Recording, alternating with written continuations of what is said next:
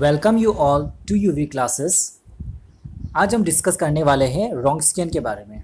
रॉन्गस्कियन का डेफिनेशन, उसके important results और एग्जांपल्स हम आज करने जा रहे हैं। सबसे पहला रॉन्गस्कियन क्या होता है देखिए, लिखा है definition, let y1x and y2x are two solution of second order linear differential equation, then the Wronskian of y1x and y2x is denoted and defined as a determinant। Wronskian हम डिटर्मिनेंट में डिफाइन करते हैं, इसलिए हमने determinant में इसे लिखा है। देखिए y1x y2x सॉल्यूशन कहाँ है, सेकेंड ऑर्डर। आप सबसे पहले सेकेंड ऑर्डर कहाँ है, सेकेंड ऑर्डर में हम किससे करते हैं, सेकेंड ऑर्डर मतलब इस टाइप का इक्वेशन होना पड़ेगा, a0 y double dash plus a1 y dash plus a2 y is equal to 0। इस तरह के इक्वेशन को हम क्या कहते हैं, second order linear differential equation.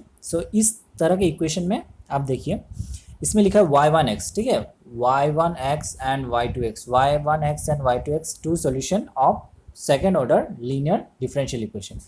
इसे हम कैसे पुट करते हैं यहाँ, पुट करने के लिए यहाँ पे है wx, ठीक है। रॉन्गस्कियन को हम wx से भी लिख सकते हैं, या तो दो फंक्शन से हम w y1 y2 भी लिख सकते हैं। अगर तीन होता तो हम लिखते हैं y1 y2 y3 इस टाइप से, ठीक है। या तो हम wx भी लिख सकते हैं, रॉन्गस्कियन को डिनोट कर सकते हैं। अब इसमें क्या है फॉर्मूला देखिए, इसमें डिटर्मिनेंट, ये हो गया डिटर्मिनेंट, ठीक है, ये हो गया डिटर्मिनेंट। डिटर्मिनेंट में क्या करना है, y1 y2, नीचे होता है y1 dash y2 dash. Second order, इसमें सेकेंड ऑर्डर लिखा है, अगर second order linear differential equation हो तो हमें डिफरेंशिएट करना है वन टाइम्स, मतलब सेकेंड ऑर्डर हो तो हमें उसे डिफरेंशिएट कितना टाइम्स करना है, ओनली वन टाइम्स, मतलब वन टाइम डिफरेंशिएट, ठीक है, वन टाइम डिफरेंशिएट करना है। टू सेकेंड ऑर्डर रहता है, अगर थर्ड ऑर्डर अगर थर्ड होता, थर्ड होने से हमें टू टाइम डिफरेंशिएट करना पड़ता है, मतलब हर ऑर्डर से हम एक कम लेते हैं इसमें। आप देखिए नेक्स्ट स्टेप ये हो गया, और इसके बाद हम क्या करते हैं, इससे क्रॉस मल्टीप्लिकेशन, ये तो हमने डिटर्मिनेंट में पढ़ा है, डिटर्मिनेंट में इसे पढ़ा है, इससे क्रॉस मल्टीप्लिकेशन करना होता है। क्रॉस मल्टीप्लिकेशन करने से क्या होता है, y1 y2 dash minus y2 y1 dash, ये आ जाता है, ठीक है। ये हो गया रॉन्गस्कियन का, रॉन्गस्कियन निकालने का यही है तरीका। w y1 y2 लिख के हम डिटर्मिनेंट में y1 y2, उसके बाद y1 डैश y2 डैश लिखेंगे अगर सेकेंड ऑर्डर का है तो। अब इंपॉर्टेंट रिजल्ट देखिए, इंपॉर्टेंट रिजल्ट में पहला रिजल्ट है, two solution y1x and y2x of the equation a naught y double dash plus a1 y dash plus a2 y is equal to 0, a naught is not equal to 0। Linearly independent कब होता है रॉन्गस्कियन, या इसमें लिखा है देखिए, रॉन्गस्कियन is identically zero कब, जब आइडेंटिकली जीरो होगा, रॉन्गस्कियन इज आइडेंटिकली, तो हम क्या कहते हैं, लीनियरली डिपेंडेंट, ठीक है। जब रॉन्गस्कियन का वैल्यू जीरो आता है तो हम लीनियरली डिपेंडेंट कहते हैं। अगर इसमें देखिए रॉन्गस्कियन इज नॉट जीरो, अगर रॉन्गस्कियन का value not equal to zero है तो लीनियरली इंडिपेंडेंट, ठीक है। लीनियरली डिपेंडेंट को हम शॉर्ट LDB कहते हैं, और लीनियरली इंडिपेंडेंट को लीनियरली इंडिपेंडेंट शॉर्ट में कहते हैं। अब ये टर्म का मतलब ये है, ये टर्म का मतलब ये है, अगर इसका बात कर रहा है रॉन्गस्कियन, ठीक है, wx के बारे में करना, ठीक है, wx इज इक्वल ये है, अगर wx मतलब रॉन्गस्कियन इज इक्वल टू जीरो, ठीक है, इज इक्वल टू जीरो हो तो हम इसे कहते हैं लीनियरली डिपेंडेंट, ये कह रहा है। अगर ये निकल गया तो हम लीनियरली डिपेंडेंट कह सकते हैं। अगर इसमें नॉट इक्वल टू जीरो आ गया तो हम कह देंगे इसे लीनियरली, इसे रॉन्गस्कियन को कहेंगे ये रॉन्गस्कियन। अगर इसका वैल्यू अगर नॉट इक्वल टू जीरो आ गया तो हम इसे कहेंगे लीनियरली इंडिपेंडेंट, ठीक है। अगर इक्वल टू जीरो आ गया तो linearly dependent, not equal to zero आ गया तो लीनियरली इंडिपेंडेंट। अब नेक्स्ट स्टेप में देखिए, नेक्स्ट स्टेप ये है, अगर अभी मैंने कहा जब फंक्शंस, अभी तो टू ऑर्डर्स में लिया, उसमें y1 y2 दो फंक्शंस लिया था, तो दो फंक्शंस उनसे हम डिटर्मिनेंट वैसे लिखते हैं। अगर इसमें इधर देखिए, इसमें अगर क्या है n टाइम्स, ठीक है, अब n फंक्शंस, अगर n फंक्शंस दिया हो मतलब y1 y2 n टाइम्स तक है, ठीक है, n टाइम्स दिया है, तो हम इसे डिनोट कैसे करेंगे, रॉन्गस्कियन wx, इसको तो हम शॉर्ट में wx भी लिख सकते हैं, या तो इतना टाइम्स लिखा है, क्योंकि इसमें क्या है n टाइम्स देखा, आपने देखा yn x है, इसलिए y1 y2 yn तक दिया। इस केस में भी सेम प्रोसेस है, सेकेंड ऑर्डर में हम कितने टाइम्स डिफरेंशिएट करते हैं, सेकेंड ऑर्डर में वन टाइम्स, ठीक है, वन टाइम्स तक हम लोग डिफरेंशिएट करते हैं। उसी तरह अगर थर्ड होता, थर्ड ऑर्डर का होता तो हम टू टाइम्स करते हैं, ठीक है, टू टाइम्स करते हैं। अब इसमें कितना है, इसमें है n टाइम्स, ठीक है, n फंक्शंस का, n फंक्शंस का था उससे कम, मतलब n-1 तक हमें डिफ्रेंशिएट करना पड़ेगा फंक्शंस का, ठीक है। सो इसलिए इधर लिखा है, देखिए y1 y2 yn, ठीक है, उसके बाद 1 टाइम्स डिफ्रेंशिएट, उसका 2 टाइम्स डिफ्रेंशिएट, ऐसा कहाँ तक जाएगा yn-1, मतलब n से एक कम डिफ्रेंशिएट, ठीक है, y1 n-1, ठीक है। सो ये पॉइंट। सो नेक्स्ट पॉइंट में भी सेम वही पॉइंट है। अगर ये अभी पॉइंट मैंने ये समझाया था, जब पॉइंट्स टू रिमेंबर, जब w y1 y2 yn not equal to zero, अभी कहा था नॉट इक्वल टू जीरो से क्या होता है, लीनियरली इंडिपेंडेंट फंक्शन, ठीक है। रॉन्स्कियन नॉट इक्वल टू जीरो से लीनियरली इंडिपेंडेंट फंक्शन, अगर रॉन्स्कियन जीरो, ठीक है, जीरो आ गया तो हम कहते हैं लीनियरली डिपेंडेंट फंक्शन, ठीक है। सो अब आ जाते हैं एग्जाम्पल पर। एग्जाम्पल देखिए, एग्जाम्पल ये है, जैसा y1x और y2x टू फंक्शंस दिया है, sin 2x, y1 का वैल्यू है यहाँ पर, y1 का वैल्यू है sin 2x और y2 का वैल्यू है cos 2x। तो रॉन्स्कियन अब निकाल के देखेंगे ये लीनियरली डिपेंडेंट है या लीनियरली इंडिपेंडेंट। सो रॉन्स्कियन को हम शॉर्ट में लिख सकते हैं wx, और इससे हम w y1 y2 भी कह सकते हैं। अब देखिए उसका डिटर्मिनेंट का फॉर्मूला तो ये था, तो लिख लिया y1 y2, उसके बाद y1 डैश y2 डैश। अब इसमें आ गया y1 का वैल्यू तो sin 2x था, इसलिए sin 2x दे दिया, उसके बाद cos 2x x किसका था, y2 का वैल्यू सपोर्ट कर दिया। अब इसमें एक बार डिफ्रेंशिएट करके देखिए, क्योंकि y1 का वैल्यू कितना है, sin twice x। सो इससे एक बार डिफ्रेंशिएट करने से कितना होगा, y1, सो इसमें 2 था, 2 आ जाएगा आगे, उसका साइन का डिफ्रेंशिएट cos twice x, सो हो गया ना 2 cos twice x, सो इसमें लिख दिया 2 cos twice x, ठीक है। सो अब नेक्स्ट क्या है, नेक्स्ट था y2, ठीक है। y2 में देखिए y2 का वैल्यू कितना था, cos 2x, सो cos 2x को हम डिफ्रेंशिएट कितना 1 टाइम्स करने से कितना होगा, क्योंकि इसमें 2 तो आगे आ जाएगा, cos का वैल्यू क्या होता है, माइनस साइन, सो माइनस आगे आ गया sin twice x, सो लिख दिया, इसे समझ में आ गया। इसके बाद नेक्स्ट पॉइंट क्या है, cross multiplication. So cross multiplication करके देखिए, इससे मल्टीप्लाई, इससे इसको मल्टीप्लाई, सो मल्टीप्लाई करने से हमें ये स्टेप आ जाएगा, ठीक है। ये स्टेप आने के बाद अब देखिए मल्टीप्लाई करके देखिए, इसमें आ जाएगा ये स्टेप में, इसके बाद आएगा ये -2 sin square twice x -2 cos square twice x, ठीक है, ये आ गया।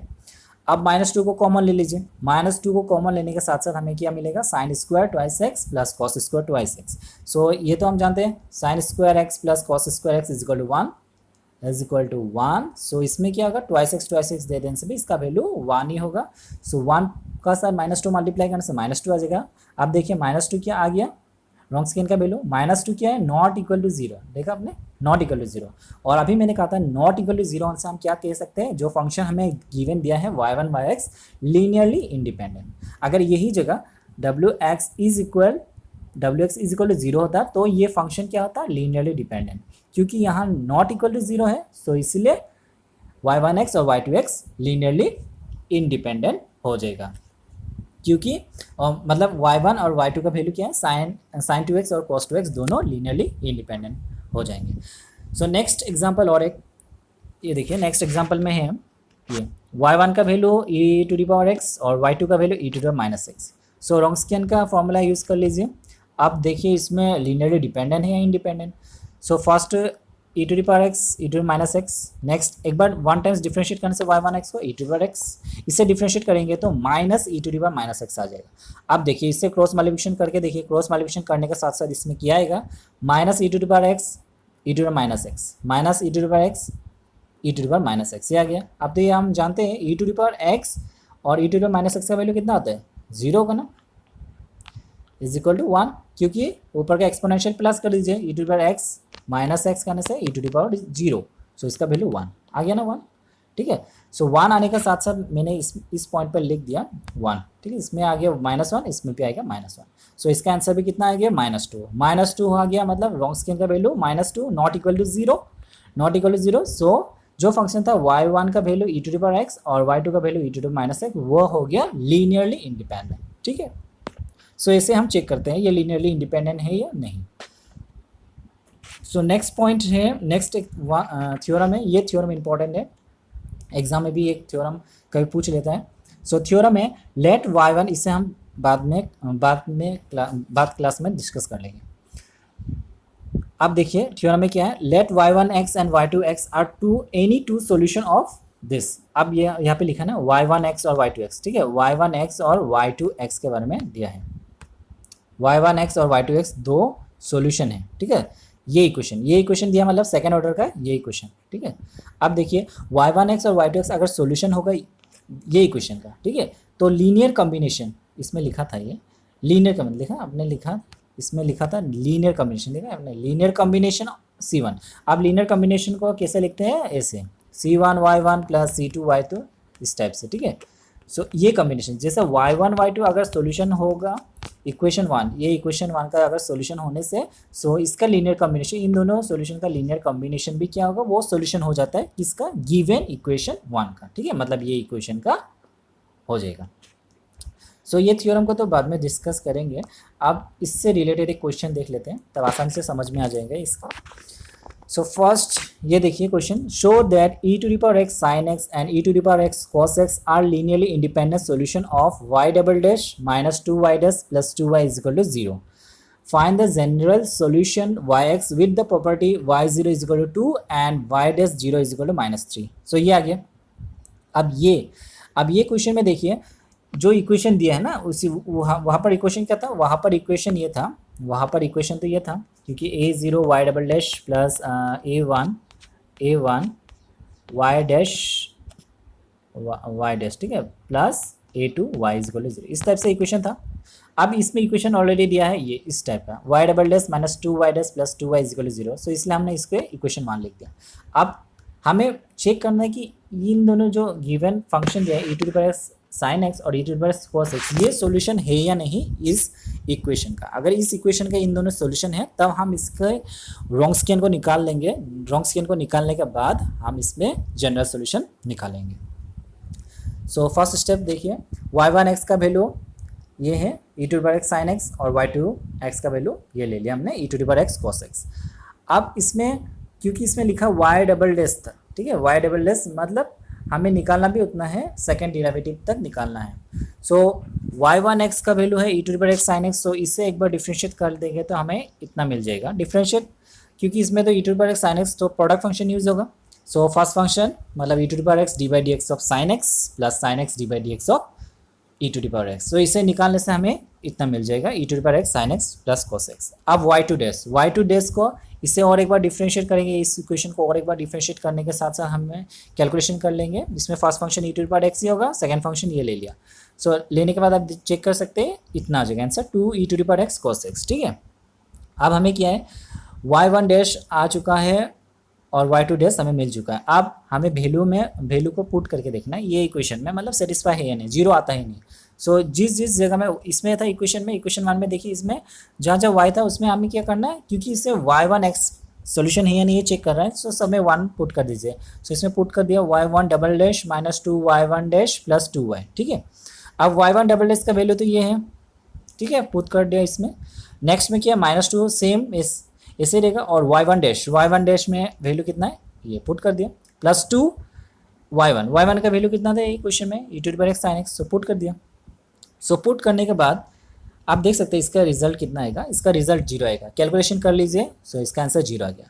सो 0 आ गया मतलब इक्वेशन 1, ठीक है, 0 आ गया मतलब ये इक्वेशन 1 जो है वो सेटिस्फाई हो रहा है, ठीक है। सो y1x क्या होगा, सोल्यूशन हो गया इक्वेशन 1 का, ठीक है। सो ऐसे करते हैं सोल्यूशन, देखते हैं। नेक्स्ट y2 का लिए भी चेक करना है। y2 का लिए क्या था, y2 का लिए हमें था ये e to the power x cos x। So इससे सबसे पहले वन टाइम डिफ्रेंशिएट करने के साथ साथ हमें ये नहीं मिल गया। सेकेंड टाइम डिफ्रेंशिएट जब हम करेंगे इसका आंसर निकलेगा -2 e to the power x sin x, ठीक है। सो ये निकल जाएगा। उसका सेम प्रोसेस जहाँ y था वहाँ पे हमें 2 पुट कर देना। 2 पुट करने के बाद हम इसमें सब में वैल्यू पुट करेंगे। सो वैल्यू पुट करने के साथ साथ हमें ये वैल्यू जब पुट कर देंगे y2 dash y2 double dash y2 dash और y2 का, सो इसका आंसर भी 0 निकलेगा। सो इसमें भी 0 आ गया मतलब y2x क्या हो गया, सोल्यूशन हो गया। मतलब y1x y2x जो हमने लिया था e to the power x sin x और e to the power x cos x, इन दोनों क्या हो जाएगा, इन दोनों हो जाएगा, दोनों सोल्यूशन हो जाएगा, ठीक है, सोल्यूशन हो जाएगा। अब नेक्स्ट स्टेप क्या होता है, चेक करना होता है रॉन्स्कियन के बारे में। सो रॉन्स्कियन हमने चेक करते हैं। सो रॉन्स्कियन चेक करने के लिए क्या होगा, wx of y1x and y2x, ठीक है। सो फॉर्मूला पुट डिटर्मिनेंट से हम पुट कर दिया। उसके बाद y1 y2 का वैल्यू इसमें लिख दीजिए। उसके बाद y1 डैश y2 डैश इसके आगे हमने निकला था, सो उसे पुट कर दिया।